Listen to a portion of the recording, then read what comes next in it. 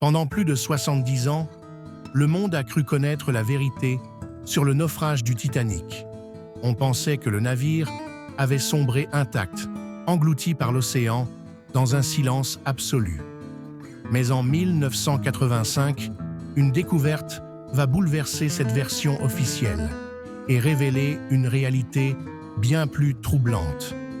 Dans la nuit glaciale du 14 au 15 avril 1912, le Titanic, considéré comme insubmersible, heurte un iceberg au milieu de l'Atlantique Nord. En moins de 3 heures, le géant des mers disparaît sous les flots, entraînant avec lui plus de 1500 passagers et membres d'équipage. Le choc est mondial. Pourtant, malgré les enquêtes et les témoignages, un mystère demeure. Où repose exactement le navire? Pendant des décennies, de nombreuses expéditions tentent de localiser l'épave, sans succès. Les profondeurs extrêmes, la pression colossale et l'immensité de l'océan rendent la mission presque impossible. Le Titanic devient alors une légende, un fantôme enfoui sous plusieurs kilomètres d'eau. Tout change en 1985. Cette année-là, une équipe internationale dirigée par l'océanographe américain Robert Ballard lance une expédition ambitieuse. Ballard n'est pas un aventurier ordinaire, il est scientifique, spécialiste des fonds marins et pionnier dans l'utilisation de robots sous-marins capables d'explorer des zones jusque-là inaccessibles à l'homme. Grâce à un véhicule télécommandé équipé de caméras, l'équipe balaie lentement le fond de l'océan. Pendant plusieurs jours, les écrans ne montrent que du sable, des roches et une obscurité infinie. Puis, soudain, une forme apparaît, une chaudière massive, reposant seule sur le sol marin. Aucun doute n'est permis. Le Titanic vient d'être retrouvé. Mais la surprise ne fait que commencer. En suivant un immense champ de débris, les chercheurs comprennent que le navire n'est pas en un seul morceau. La proue et la poupe reposent séparément, distantes de plusieurs centaines de mètres. Entre les deux, des milliers d'objets jonchent le fond. Morceaux de coque, vaisselle, chaussures, éléments de mobilier. Cette disposition confirme une vérité longtemps contestée. Contrairement à ce que certains rapports officiels affirmaient, le Titanic s'est bel et bien brisé en deux à la surface sous la violence des contraintes mécaniques avant de sombrer dans les profondeurs. De nombreux survivants l'avaient raconté en 1912, mais leurs témoignages avaient été mis en doute. 73 ans plus tard, la science leur donne enfin raison. Pour Robert Ballard, cette découverte est déjà historique. Mais une autre révélation va rapidement émerger, bien plus inquiétante encore. En observant les images de l'épave, les scientifiques remarquent d'étranges formations de rouille suspendues aux structures métalliques. Ces formations, appelées rusticles, ressemblent à des stalactites sous-marines. Pendant longtemps, leur origine reste mal comprise. En 2010, des chercheurs identifient une bactérie spécifique vivant sur l'épave, Halomonas titanicae.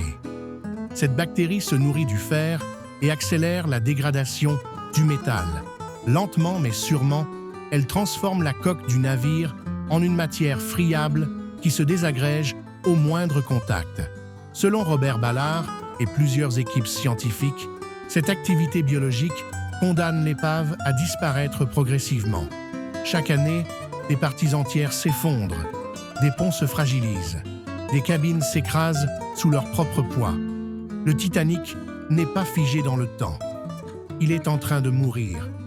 La révélation est choquante. Le symbole le plus célèbre de l'histoire maritime n'est pas éternel. Dans quelques décennies, il pourrait ne rester que des fragments dispersés et des souvenirs filmés. Mais les bactéries ne sont pas la seule menace. L'activité humaine représente également un danger réel.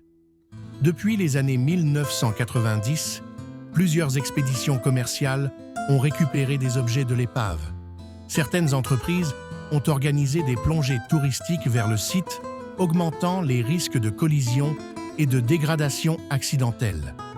Robert Ballard alerte régulièrement sur ce point.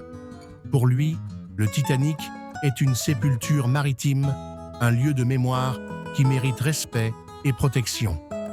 Chaque intervention physique accélère la détérioration des structures déjà fragiles. Il plaide pour une approche scientifique responsable, fondée sur l'observation, la documentation et la préservation numérique, plutôt que sur l'exploitation commerciale. Au-delà de la tragédie, le Titanic nous transmet un message puissant. Il rappelle les limites de la technologie, les dangers de l'excès de confiance et la fragilité des œuvres humaines face au temps et à la nature. Grâce aux images collectées depuis sa découverte, les chercheurs continuent d'étudier la corrosion, la vie microbienne des abysses et les méthodes de conservation du patrimoine sous-marin. Chaque plongée apporte de nouvelles données, mais aussi une urgence silencieuse. Mais la surprise ne fait que commencer. En suivant un immense champ de débris, les chercheurs comprennent que le navire n'est pas en un seul morceau. La proue et la poupe reposent séparément, distantes de plusieurs centaines de mètres. Entre les deux, des milliers d'objets jonchent le fond. Morceaux de coque, vaisselle, chaussures, éléments de mobilier. Cette disposition confirme une vérité longtemps contestée. Contrairement à ce que certains rapports officiels affirmaient, le Titanic s'est bel et bien brisé en deux à la surface, sous la violence des contraintes mécaniques, avant de sombrer dans les profondeurs. De nombreux survivants l'avaient raconté en 1912, mais leurs témoignages avaient été mis en doute. 73 ans plus tard, la science leur donne enfin raison. Pour Robert Ballard, cette découverte est déjà historique. Mais une autre révélation va rapidement émerger, bien plus inquiétante encore. En observant les images de l'épave, les scientifiques remarquent d'étranges formations, de rouille suspendues aux structures métalliques. Ces formations, appelées rusticles, ressemblent à des stalactites sous-marines. Pendant longtemps, leur origine reste mal comprise. En 2010, des chercheurs identifient une bactérie spécifique vivant sur l'épave, Halomonas titanicae. Cette bactérie se nourrit du fer et accélère la dégradation du métal. Lentement mais sûrement, elle transforme la coque du navire en une matière friable qui se désagrège au moindre contact. Selon Robert Ballard et plusieurs équipes scientifiques, cette activité biologique condamne l'épave à disparaître progressivement. Chaque année, des parties entières s'effondrent, des ponts se fragilisent, des cabines s'écrasent sous leur propre poids. Le Titanic n'est pas figé dans le temps. Il est en train de mourir. La révélation est choquante. Le symbole le plus célèbre de l'histoire maritime n'est pas éternel. Dans quelques décennies, il pourrait ne rester que des fragments dispersés et des souvenirs filmés. Mais les bactéries ne sont pas la seule menace. L'activité humaine représente également un danger réel. Depuis les années 1990, plusieurs expéditions commerciales ont récupéré des objets de l'épave. Certaines entreprises ont organisé des plongées touristiques vers le site, augmentant les risques de collision et de dégradation accidentelle. Robert Ballard alerte régulièrement sur ce point. Pour lui, le Titanic est une sépulture maritime, un lieu de mémoire qui mérite respect et protection. Chaque intervention physique accélère la détérioration des structures déjà fragiles. Il plaide pour une approche scientifique responsable, fondée sur l'observation, la documentation et la préservation numérique, plutôt que sur l'exploitation commerciale. Au-delà de la tragédie, le Titanic nous transmet un message puissant. Il rappelle les limites de la technologie, les dangers de l'excès de confiance et la fragilité des œuvres humaines face au temps et à la nature. Grâce aux images collectées depuis sa découverte, les chercheurs continuent d'étudier la corrosion, la vie microbienne des abysses et les méthodes de conservation du patrimoine sous-marin. Chaque plongée apporte de nouvelles données, mais aussi une urgence silencieuse, car un jour, le Titanic disparaîtra totalement.